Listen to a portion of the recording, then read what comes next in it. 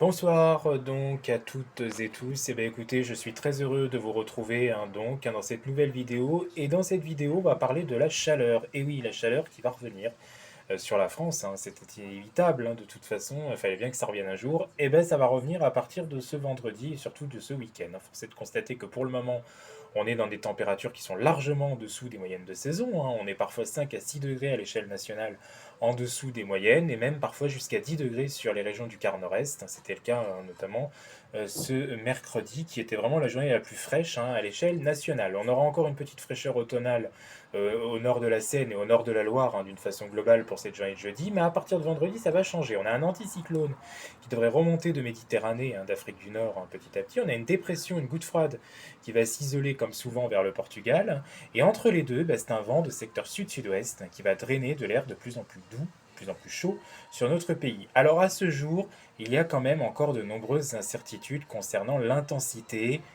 de cette nouvelle offensive de chaleur.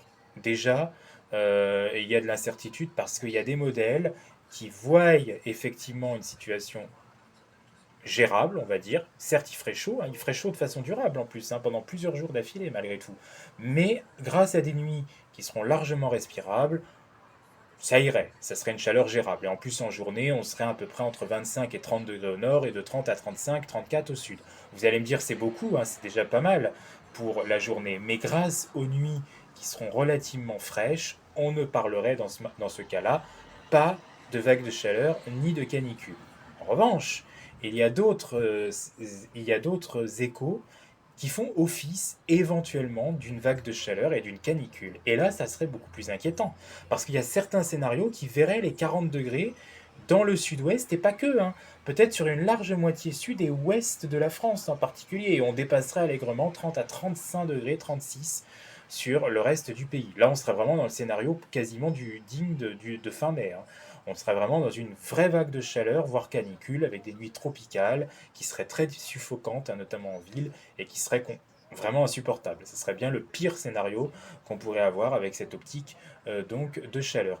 Et puis il y a une autre option aussi, alors elle n'est pas pour l'instant spécialement majoritaire, mais quand même, elle prend peut-être un peu de place, c'est qu'on aurait finalement un épisode bref de chaleur.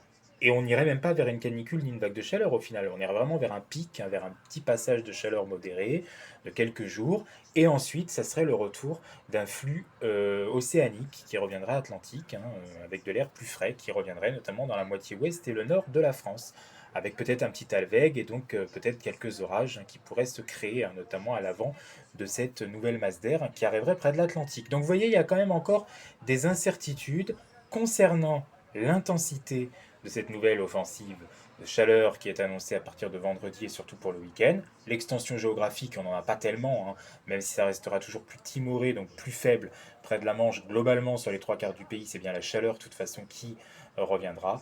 Mais reste à savoir combien de temps elle reviendra, avec quelle intensité, et si on parlera donc vraiment de vagues de chaleur ou de canicule, ou seulement d'un pic de 2-3 jours. Ensuite, ce serait le retour de quelques orages et d'une baisse des températures, notamment dans l'ouest et la moitié nord, ou si on convergerait vers des températures durablement chaudes, c'est-à-dire entre 25 et 30 au nord, 30 à 34, 35 au sud, mais avec des nuits plus supportables, plus respirables. Là, on évitera le pire, et donc on évitera la situation quasi de canicule ou de vagues de chaleur comme on avait connu notamment lors de la fin mai, voire pire, parce qu'on pourrait peut-être avoir un scénario un peu plus pire. Bah oui, plus on avance dans l'été, plus le moteur chaud, avec ces premières vagues de chaleur qu'on a eues en mai, notamment fin mai, ça booste encore un peu plus les prochaines vagues de chaleur, les prochaines canicules. Ce n'est pas complètement impossible comme scénario, ça aussi, mais ça serait, je vous le dis, un scénario cauchemardesque.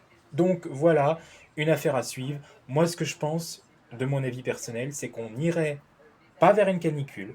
Donc on n'irait pas vers la situation qu'on a connue fin mai, à mon avis, ou pire que fin mai encore, c'est ce que je pense. On irait par contre vers des chaleurs durables. Mais grâce aux nuits relativement respirables, on évitera pour le moment de parler de canicule. C'est mon avis personnel. Après, euh, il y aura peut-être d'autres avis qui seront différents et d'autres qui penseront qu'on irait vers une canicule ou au contraire qu'on aurait l'air atlantique plus frais qui reviendrait assez rapidement. De toute façon, on en reparlera, je vous ferai éventuellement des points pour repréciser tout cela quand on en saura davantage. En attendant, je vous dis à bientôt. Merci.